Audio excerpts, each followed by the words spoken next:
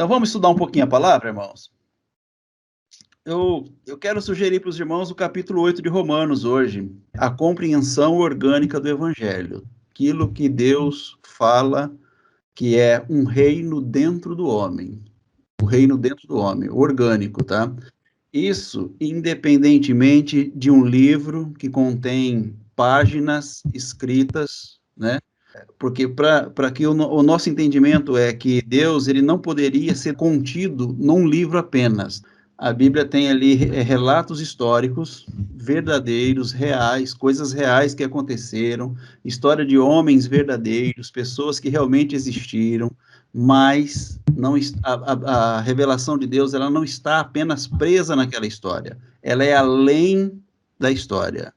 Então, a revelação de Deus é além de Adão, é além de Eva, é além de Caim, é além de Abel. A revelação de Deus é muito maior do que Moisés. A revelação de Deus é muito maior do que duas tábuas escritas pelo dedo de Deus, conforme o relato da história, né? Duas tábuas de lei. A história de Deus, ela é muito maior do que qualquer situação vivida pelos homens. Então, esse Deus que ele é onipresente, ele não pode ser contido numa Bíblia, tá, irmãos? Se você achar que a Bíblia contém Deus ali, uma discrepância, entendeu? Porque Deus ele é muito maior do que a Bíblia. Se você pegar uma Bíblia e deixar ela fechada por muitos anos, ela vai deteriorar e vai acabar, entendeu?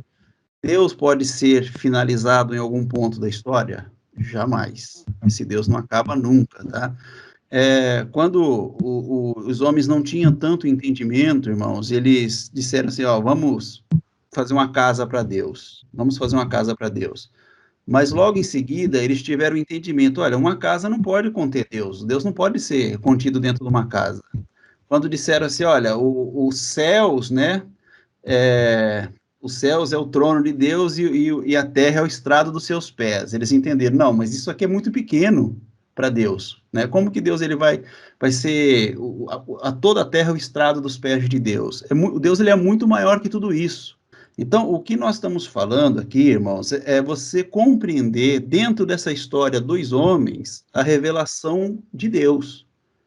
E você tem que ter a consciência de que Deus ele é muito maior do que qualquer história. A história em si, a história vivida, ela não tem condição de revelar a grandeza de Deus, ela não tem, tá? Não tem condição de revelar.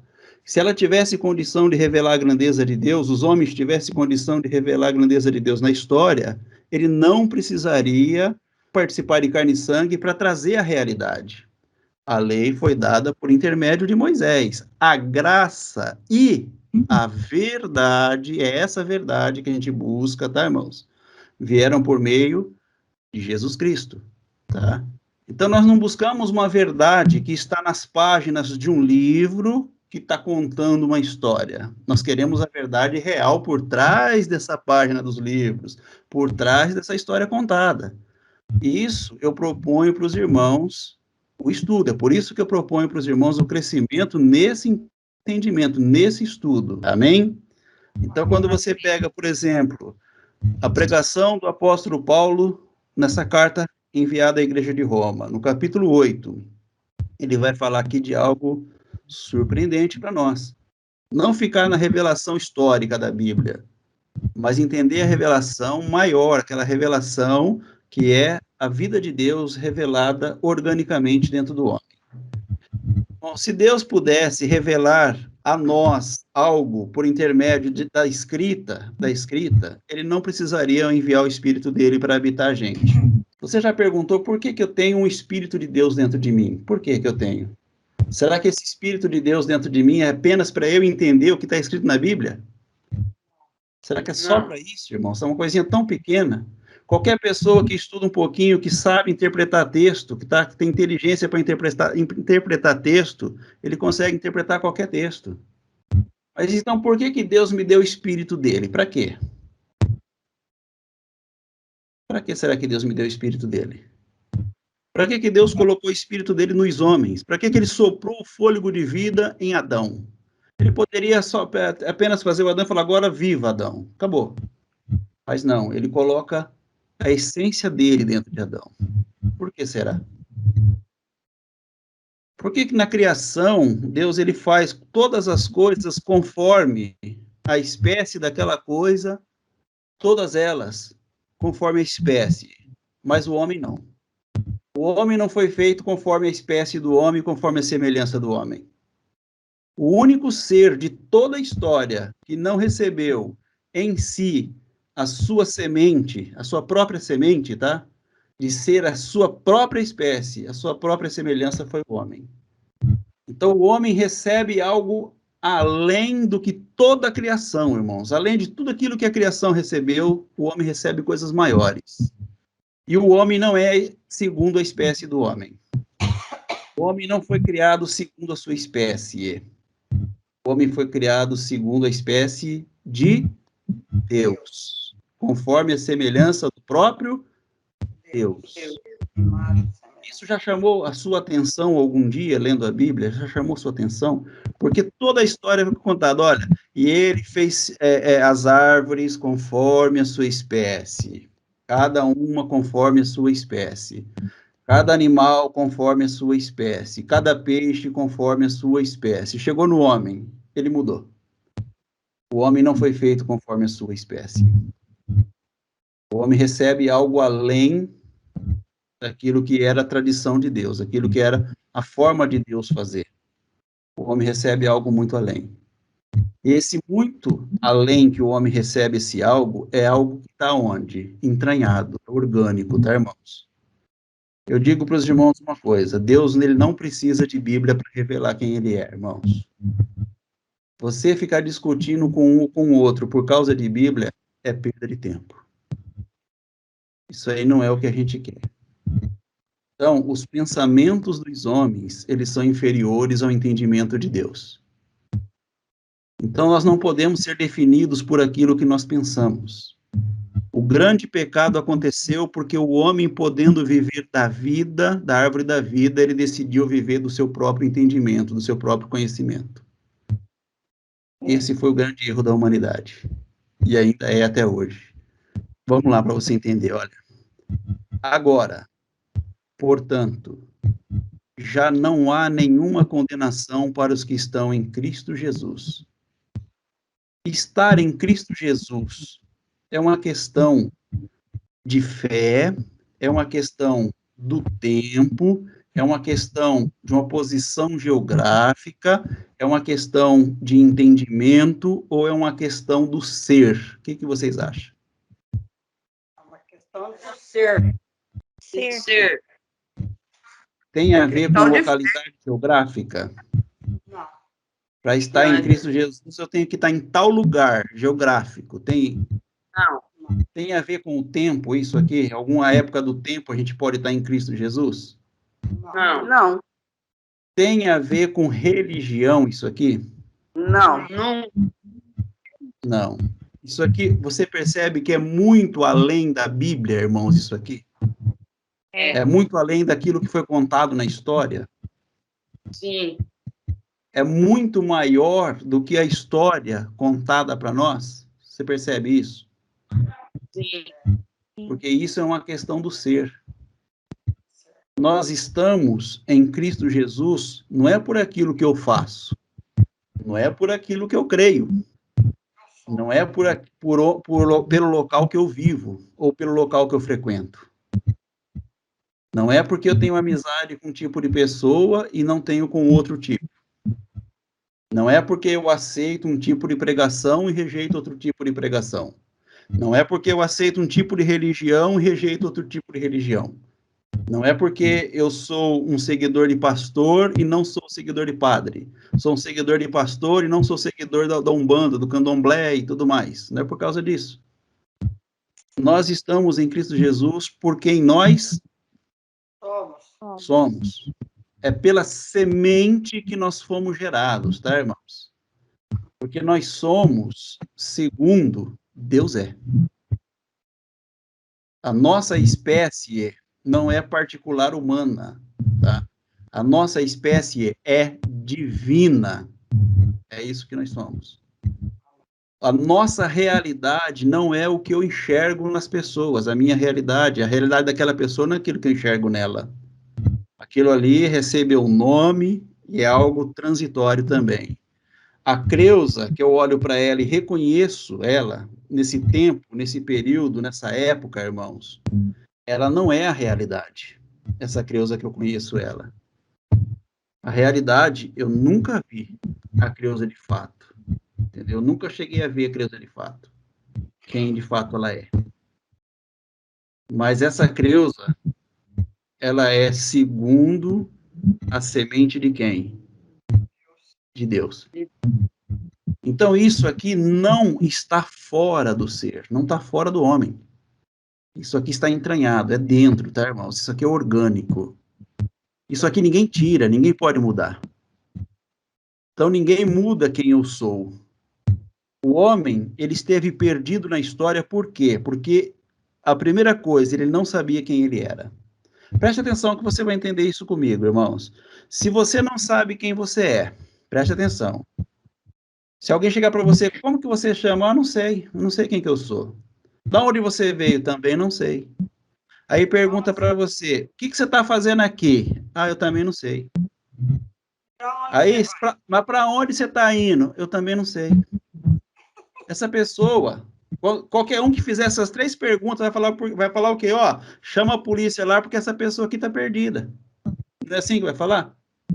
Vai. Não é essa que vai ser a conversa? Poxa, tem algum parente desse homem aqui ou dessa mulher aqui? Por quê? Porque ele está perdido. Ele não sabe quem ele é. Não sabe o que está fazendo aqui. Não sabe para onde está indo, ele está perdido.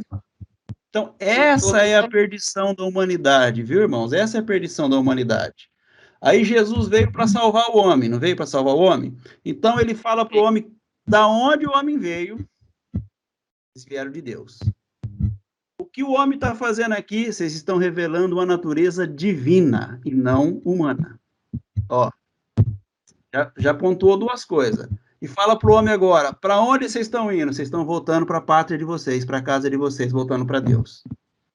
Essa pessoa, ela pode estar dentro do inferno. Se existisse o inferno literal, ela poderia estar dentro do inferno que ela estava o quê? Salva. Salva. Casa de Deus. Salva. Por que ela está salva? Porque ela sabe de onde veio, sabe que natureza ela revela e sabe para onde ela está indo. Ela conhece o começo da história, está vivendo o meio dessa história e sabe o final da história. Então, nada que ela vai viver aqui vai mudar o final dessa história, vai mudar esse final de história, entendeu? Nada do que ela viver aqui vai mudar o final dessa história. Mas agora, essa pessoa ela é transformada para revelar aos demais irmãos um conhecimento que os outros ainda não tiveram. Tá? Se você pensa em ajudar alguém, diga para aquela pessoa quem ela é, que natureza ela revela e qual será o destino final dela, que você ajudou ela. Aí você trouxe salvação para ela. Você revelou a salvação para ela. Então, todo o tempo os homens diziam, eu preciso obedecer essa lei para ser salvo. Todo o tempo. Eu preciso obedecer essa lei para ser salvo. Vinha um rei e dizia, obedeça a lei. Vinha um sacerdote e dizia, obedeça a lei. Vinha um profeta e dizia, obedeça a lei. Aí o homem tentava obedecer a lei, mas dentro do homem, organicamente, era impossível obedecer a lei. Então, se eu quisesse obedecer aquela lei, eu obedeceria aquela lei por um esforço mentiroso da minha parte, porque de fato eu não estava, né? Não era aquilo que eu representava, mas eu estava fazendo aquilo ali para ser visto. Então eu mentia, esse homem, estou falando esse homem coletivo na história, esse homem mentia para ele mesmo, dizendo que ele seguia a lei. Era uma mentira que ele contava para ele mesmo. Então vamos entender isso aqui, irmãos. Versículo 2 é dito assim, ó, pois em Cristo Jesus, a lei do Espírito que dá vida os libertou. Então, qual foi a lei que me libertou? Foi a lei das tábuas de pedra de Moisés que libertou? Não. Não. A lei que libertou o homem é a lei do Espírito que dá Vida. Quem liberta é a lei do Espírito que dá vida. Qual foi, irmão? Pega o primeiro homem. Qual foi o Espírito que deu vida? Não foi o sopro de Deus nas narinas do homem? Foi. Então, quando Deus soprou nas narinas do homem, aquilo ali já era a libertação do homem, irmãos. Porque agora esse homem recebe vida. Se a partir dali ele vivesse só dessa vida que ele recebeu de Deus, ele nunca seria escravo de nada. Nunca ele seria escravo de nada.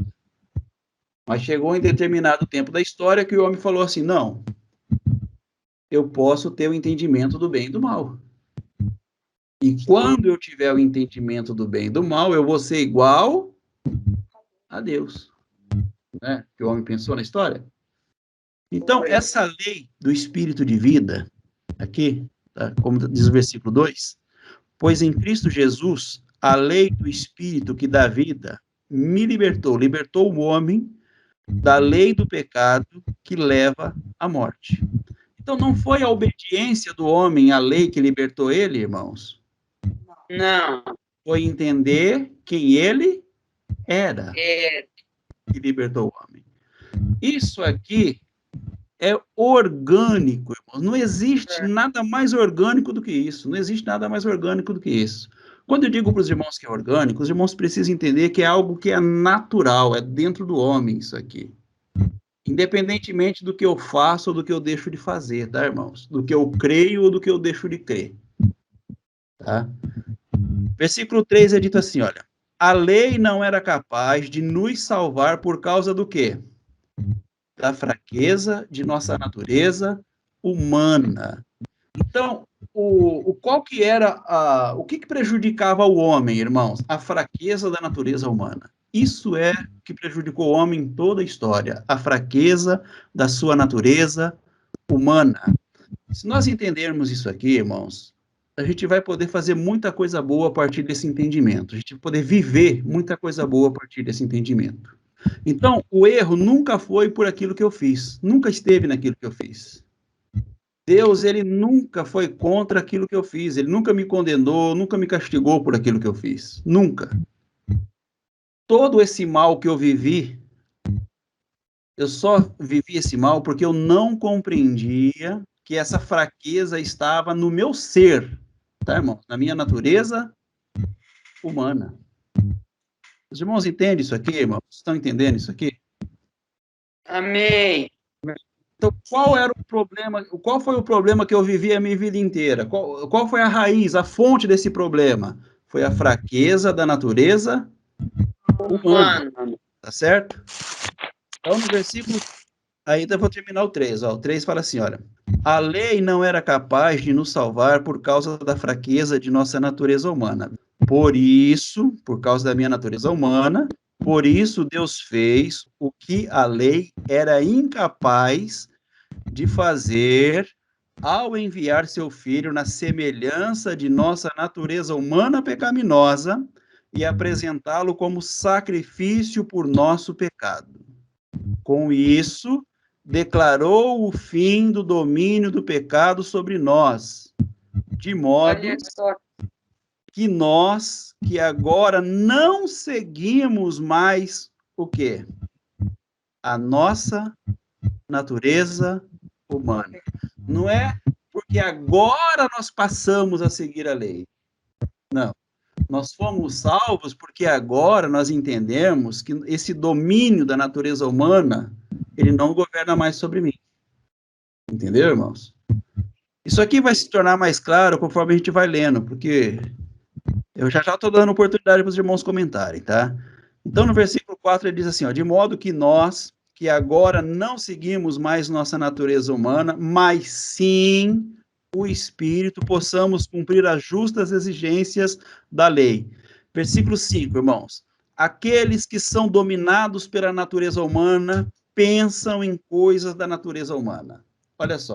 Quem é dominado pela natureza humana, o que ele faz? Ele vive do conhecimento do bem e do mal.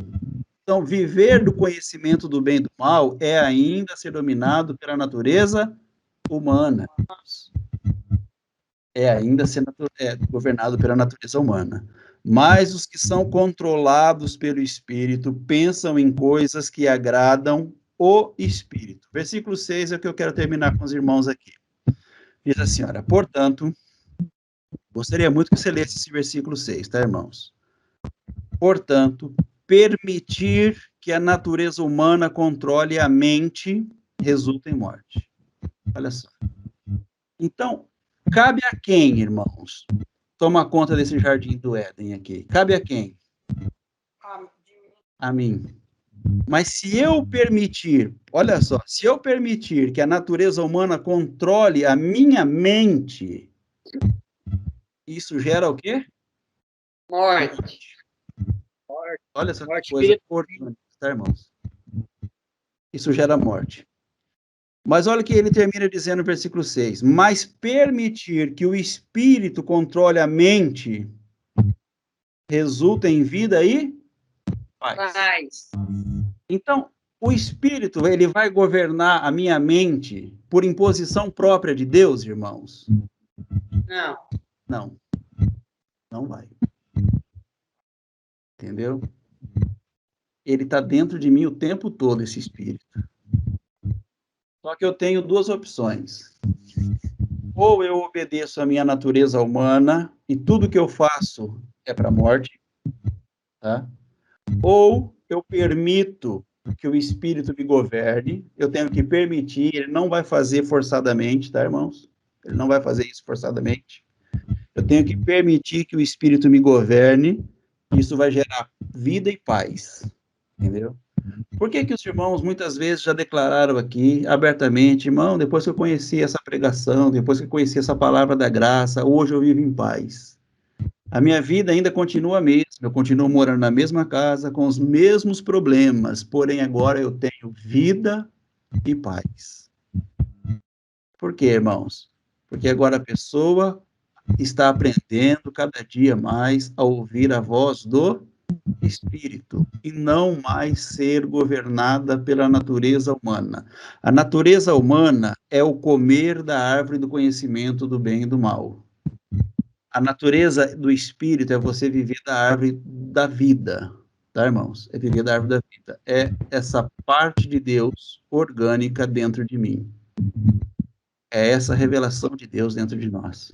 Isso me traz vida e paz. É isso que vai me trazer vida e paz.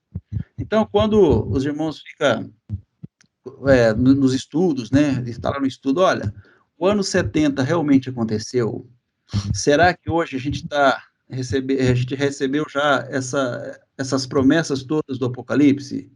Será que isso é efetivo? Será que isso é real? Só que muitos estão achando que isso é na carne, irmãos. Estão achando que isso é literal, é ali para você nunca mais morrer fisicamente, né? Ah, mas a morte ainda existe, e ela vai sempre existir. Só que quando você entende isso, você vai ser governado a sua mente vai ser governada, você passa a deixar o Espírito governar a sua mente. E aí você entende que a morte não tem poder sobre você. Não tem mais poder sobre você. Então você já passou da morte para a vida. Tá? Você já passou da morte para a vida.